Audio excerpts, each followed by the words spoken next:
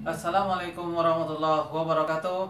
Halo teman-teman semuanya, jumpa lagi kita di channel ini, channelnya Teman Juara.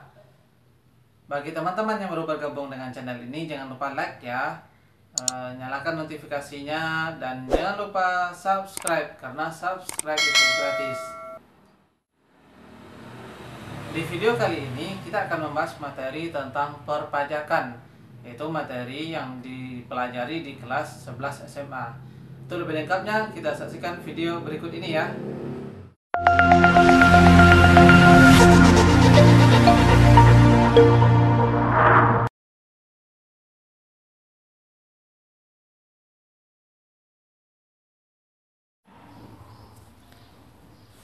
Assalamualaikum warahmatullahi wabarakatuh.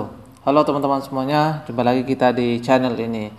Untuk video kali ini kita akan membahas materi berkaitan dengan perpajakan. Jadi materi di kelas 11 di semester ini.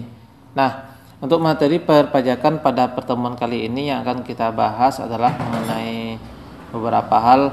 Pertama adalah menjelaskan asas pemungutan pajak. Yang kedua menjelaskan jenis-jenis pajak. Dan yang ketiga adalah menjelaskan sistem pemungutan pajak di Indonesia. Kita bahas satu persatu, dimulai dari yang pertama mengenai asas pemungutan pajak. Di mana asas pemungutan pajak ini merupakan pedoman bagi pemerintah dalam rangka untuk melakukan pemungutan atau pengenaan pajak pada seseorang ataupun badan. Apa saja asasnya? Secara umum menurut para ahli, yang pertama adalah Adam Smith atau yang dikenal dengan The Four Maxims.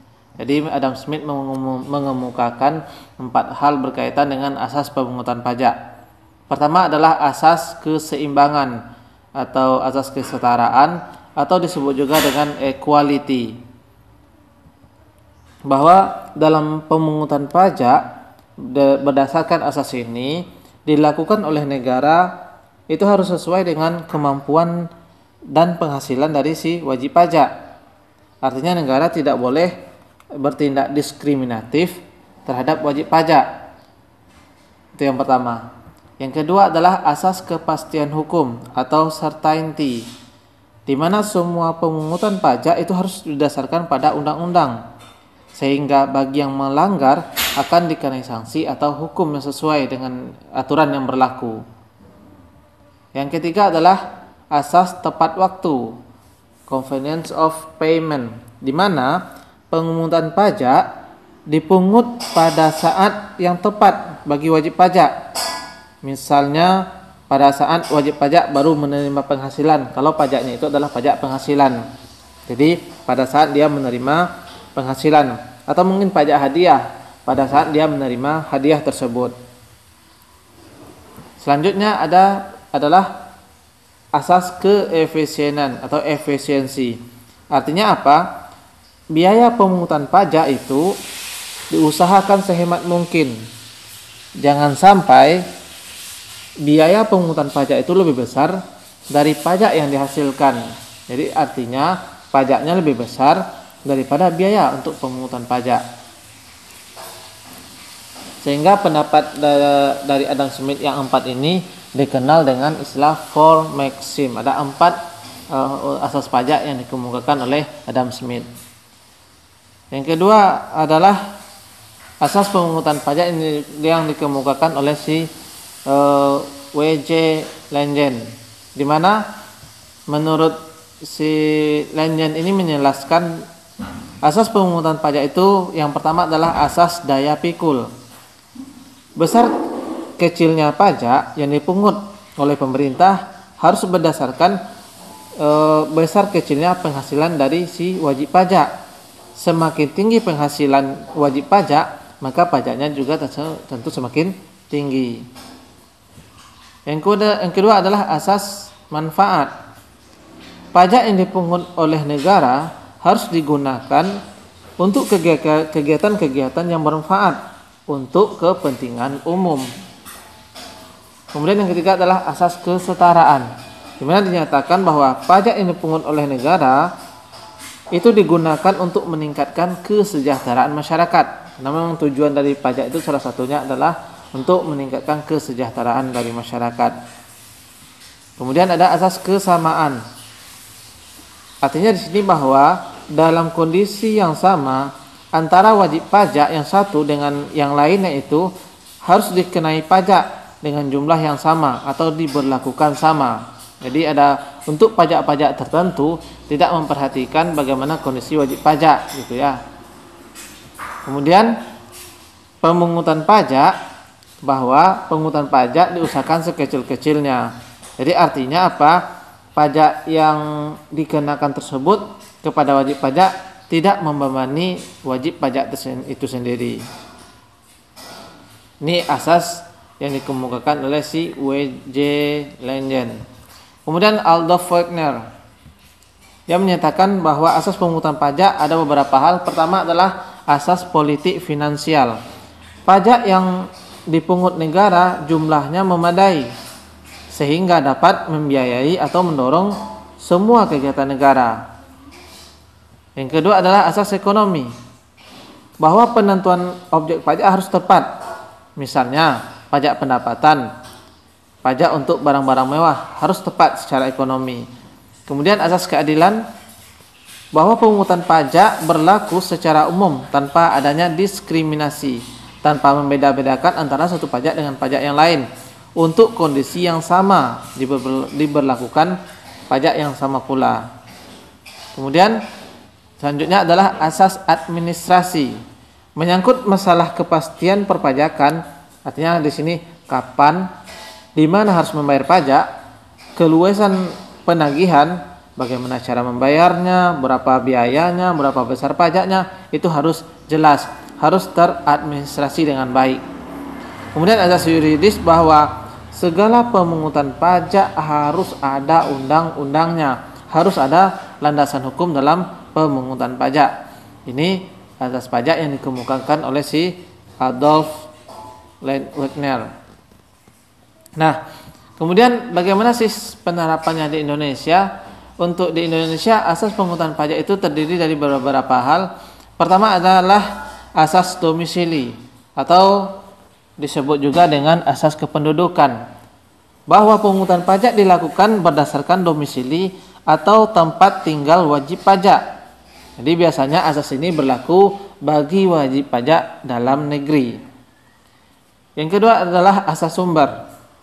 Asas sumber menyatakan bahwa negara untuk mengenakan pajak penghasilan yang bersumber dari negaranya tanpa melihat tempat tinggal wajib pajak. Jadi dimanapun asalkan itu di dalam suatu wilayah, suatu negara, wajib pajak akan dikenai pajak tertentu. Kemudian yang ketiga adalah asas kebangsaan atau disebut juga dengan asas nasionalitas atau disebut juga dengan asas kewarganegaraan. Berdasarkan asas ini, maka pengenaan pajak penghasilan dilakukan berdasarkan kebangsaan seseorang. Jadi artinya di sini bahwa pengenaan pajak itu didasarkan pada status dari kewarganegaraan suatu negara. Jadi pada pajak-pajak tertentu ada pajak yang hanya dikenakan untuk warga negaranya. Misal begini, ada orang Jepang yang tinggal di Indonesia. Jadi ada pajak tertentu yang warga negara Jepang ini tidak akan dikenakan pajak. Jadi karena dia statusnya bukan warga negara Indonesia. Kemudian selanjutnya adalah jenis-jenis pajak. Jenis-jenis pajak yang pertama adalah dilihat dari lembaga pemungut pajak itu sendiri. Pertama adalah pajak negara.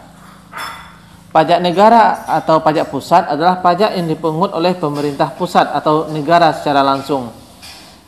Biasanya pajak ini langsung disetor ke kas negara, misalnya ada PPh, ada PPN dan sebagainya. Jadi ini pajak yang dipungut oleh pemerintah pusat atau pajak negara. Yang kedua adalah pajak daerah. Pajak daerah berarti dipungut oleh pemerintah daerah setempat. Ada yang daerah tingkat 1, ada yang daerah tingkat 2. Daerah tingkat 1 itu tingkatan provinsi ya. Misalnya ada pajak yang dipungut oleh provinsi, ada pajak kendaraan bermotor, ada pajak pajak pengendara motor dan sebagainya.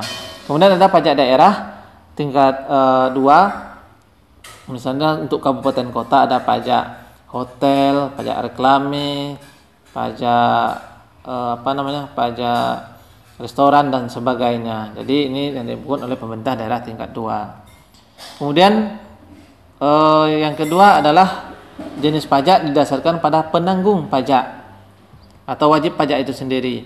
Ada namanya pajak langsung dan ada pajak tidak langsung. Kalau pajak langsung adalah pajak yang pemungutannya itu langsung ke wajib pajak, artinya tidak bisa diwakilkan atau tidak bisa dialihkan ke yang lain gitu ya, ke orang lain.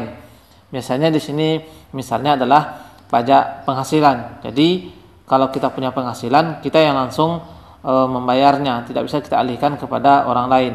Berbeda dengan pajak tidak langsung. Pajak tidak langsung adalah pajak yang dikenakan pada seseorang atau badan, tapi bisa dialihkan ke orang lain atau badan lain. Misalnya di sini adalah PPN. PPN yang biasanya dikenakan untuk produsen atau penjual suatu barang, tapi bisa dialihkan ke konsumen, artinya konsumen yang istilahnya langsung membayarnya gitu ya. Jadi itu pajak tidak langsung. Kemudian ada pajak subjektif dan ada pajak objektif.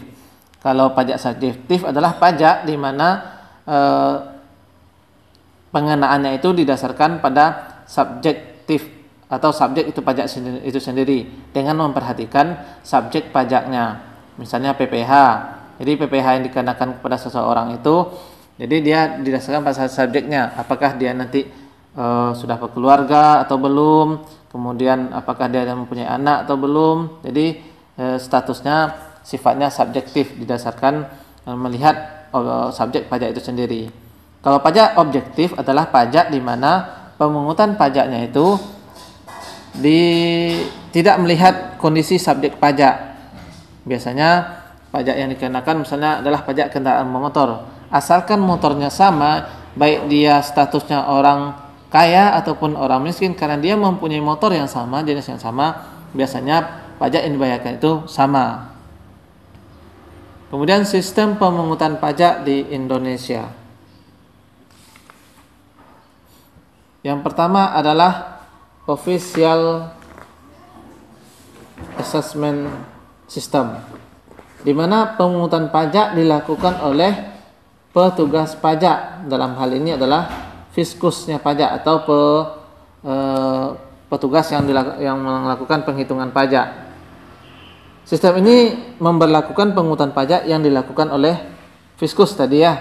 Jadi istilahnya ada petugas khusus yang mempunyai wewenang untuk melakukan pemungutan pajak. Dalam sistem ini pemungutan pajak dilakukan oleh pemerintah.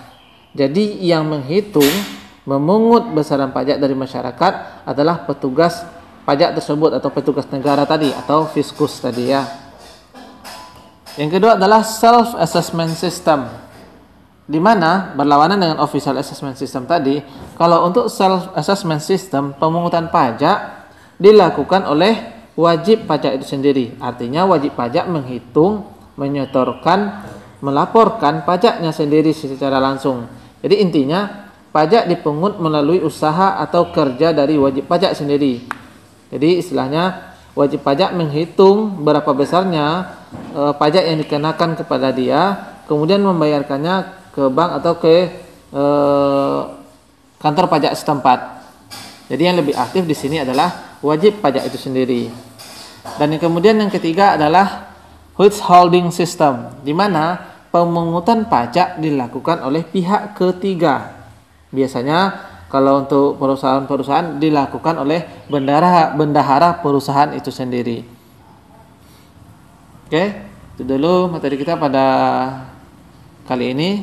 Mudah-mudahan ada manfaatnya. Kita sambung lain kesempatan. Assalamualaikum warahmatullahi wabarakatuh.